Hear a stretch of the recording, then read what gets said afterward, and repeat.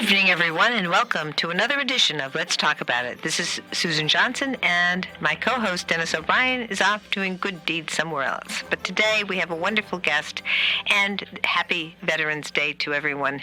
And I just want to say I was so honored to be able to be invited to recognize veterans who have served this country. And we had a very good service over at the Vietnam Veterans Memorial Park, and then we went from there to the Memorial Park, and we had additional recognition of our veterans. Thank you so much to Joe Tominelli and also to Bill Woodbury. They have been the backbone of these celebrations, and also Chris Paulus. Amazing work by all the veterans people working together to make sure that everybody remembers our veterans and how they served our country. You know, without the veterans, we wouldn't be the free country we are. And so I just can't thank them enough for their work, risking their lives, and thank the families of the veterans as well, because the stress that's put on families who have veterans serving, and maybe even when veterans come back because of the stresses they've been through, really, really very, very much appreciated and should be recognized every day, every single day in this country, because we would not be as free as we were if it weren't for the veterans who step up and take care of us and protect us from being attacked. So this is a very big day, and I was very, very pleased to see veterans come out, families of veterans come out and honor our veterans. This is very, very important. So I just wanted to make those remarks and then move on from there to thanking everybody who came out to vote. Thank you, no matter who you voted for. But I just also want to thank people who worked on our campaigns, worked for me as state rep and worked for Senator Flexer, worked for the whole Line A. The whole Line A made it in the election here in Windham, and it means that we'll be working together with a great council that has been supportive of a lot of the initiatives, and the state has been supportive of the initiatives of the council. So it's been a two-way street, and it will continue on. And of course, our federal representatives who are running, Joe Courtney, congratulations, and also to Dick Blumenthal, congratulations, because Joe Courtney has, of course, been very, very focused on the manufacturing pipeline and bringing resources to Eastern Connecticut. And we also have great work from our United States Senator Dick Blumenthal, who has done great work to protect people's health care, women's reproductive rights, and so many other things that our United States Senator Dick Blumenthal has done. He understands so much about how everything works, and he's vital to being our United States Senator in that Senate, because there's a lot of things that he can accomplish just because he has such a great background and great knowledge. So I just have to thank everybody for their great work, going out door to door, making the phone calls, making the mailings, all those things. Organizing all that work also has been very, very, very important, and it makes a good election when people all work together. So thank you so much for everything, and I think that we'll be back with an additional analysis as we move forward. And so with that said, I want to introduce our guest this evening, Kiara Holmes. She is the director of the Mill Museum here, and so welcome to the show, Kiara. Well, thank you, Susan, and also thank you for your good work, too. We really do applaud you here in Willimantic, and could not do everything we do without you, so thank you for that. Well, thanks for your kind words, and I can see that you are having some events, but you also wrote a little bit of a history on Veterans Day. Why don't we start with the history and just talk a little bit about how we got Veterans Day and why we start at 11 on the 11th month and the 11th day. Sounds perfect, and happy Veterans Day, everyone, and also thank you to all of our veterans out there. As Susan mentioned before, I agree. We should always be honoring our veterans, which is why anytime I see somebody in a uniform, I always say thank you for your service. And as many of you know, on November 11th is a tribute to military veterans who have served the U.S. Armed Forces, not to be confused with Memorial Day, which honors those who died while in service. Veterans Day honors all military veterans, including those still with us. So let's go back to the Great War, before the Treaty of Versailles was signed on June 28th of 1919. They had a ceasefire 7 months earlier, essentially an armistice, where they stopped hostilities for a while between the Allied nations and Germany, went into effect on the 11th hour of the 11th day of the 11th month. For that reason, November 11th, 1918 is generally regarded as the end of the war to end all wars. Well, that was... I'm sorry, go ahead. Unfortunately, it didn't end all wars, did it? No, it did not, and I agree with you. Please proceed. In November of 1919, President Wilson proclaimed November 11th as the first commemoration of Armistice Day with the following words: "To us in America, the reflection of Armistice Day will be filled with solemn pride in the heroism of those who died in the country's service and with gratitude for the victory." There is more to what he wrote. I'm just giving you an abbreviated version. But originally Armistice Day was for those who had fallen in war. And as Susan mentioned, it wasn't the only war. At that time they thought the Great War, and they did not think there was going to be a World War II. And the original concept was to celebrate and observe with parades and public meetings and a brief suspension of business beginning at 11 a.m. But then when you see the term Veterans Day actually emerge is in Birmingham, Alabama in 1947. Raymond Weeks, a World War II veteran, organized National Veterans Day, which included a parade and other festivities to honor all veterans. The event was held on November 11th. At that point, that was designated Armistice Day.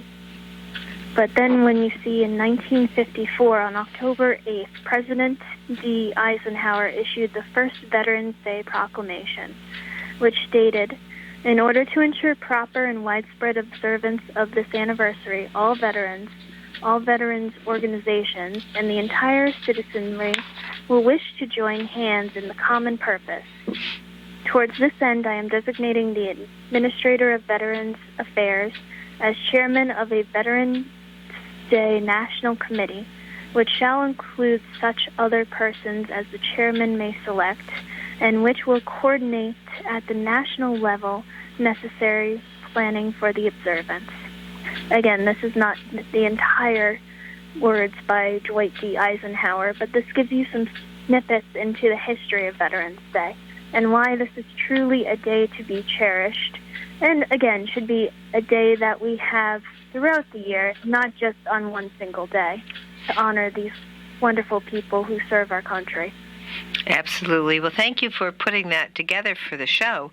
I think that's very important for us to make sure that we are here and letting everybody know who couldn't make it to the event today that we are taking the entire day and thinking about our veterans, thinking about our veterans' families, and looking at the history. And that's something that's perfect for what you do at the Mill Museum. And thank you for the opportunity, Susan. It's wonderful to look into these presidents and the words they said about these important days. Very, very good. So that was excellent. So let's move over to some of the things you plan to be doing and that you're doing right now. I can see that from just a few more days for Building Thread City, the 200th anniversary of when the Industrial Revolution came to Windham/Willimantic in 1822. Tell us a little bit about that. So, exactly as the title says, it's a 200th anniversary of the mills. It is 2022. 1822 is when a Rhode Island entrepreneur, Perez O. Richmond, erected the first industrial factory in Willimantic section of the town of Windham. A cotton mill launching the Industrial Revolution in Windham, Richmond built the mill itself, a dam, raceways, worker housing, and a company store, creating a village that for a while was called Richmondville. So this exhibit explores the early Richmondville and other parts of Willimantic, but it also explores different technologies that came into play, like the railroad, which we would not have been able to do, essentially make thread without the railroad, because we needed the raw material and we needed to ship the product out. Also, it goes into mill number 4, which some of you might know is the mill that unfortunately burned down in 1995, but we have some of the original stained glass windows. So again, we only have 2 days left of this exhibit. It's only up till November 13th, but it's definitely an exhibit worth looking at. It sounds wonderful. And so so you can just go to the Mill Museum and come in during the hours of 10 to 4. Is that for both Friday through Sunday? So that would be tomorrow and Sunday, 10 a.m. to 4 p.m. And there you can look at this exhibit in the Mill Museum. Is that right? That is correct. Very good. And so people can walk through. They can take a look at this, as you just described, this 200th anniversary, which is so important for our town to really understand how long the mills, when they were started. And, of course, they stayed here all the way through to the 1980s. And also just going off of that, too, originally we were going to have an on-the-road lecture at Wyndham Preservation, Inc. tomorrow. Unfortunately, due to the weather, that is going to be postponed to spring of 2023. But if you miss the exhibit, this lecture will be talking about building Thread City to give you, again, the inner look about the mills. So look for that for spring of 2023. Sorry, we can't have it tomorrow, but with the weather report as it is, we want to be safe. Exactly. Yeah, we don't have any idea exactly how strong this storm might be, and so everybody's being cautious. Is very smart to be cautious and make sure we stay safe to the best of our ability and not have problems down the road. So that's a really good thing, and it's very, very important for us to really understand how significant the mills were, not just here in Wyndham, but nationally and internationally, because they were quite a big company as they progressed through the 19th century. And I would love to tell you even more stories about it, but I don't want to give all of them away right now. Okay. But I agree with you. It has a very big history and a big impact all over, globally as well as locally.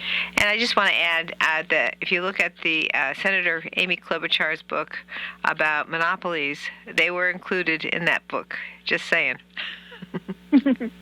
I knew that one. I got to read the book, though. Yeah. But another thing I want to point out, too, is we have a nice pop-up exhibit called Therese Ridgway.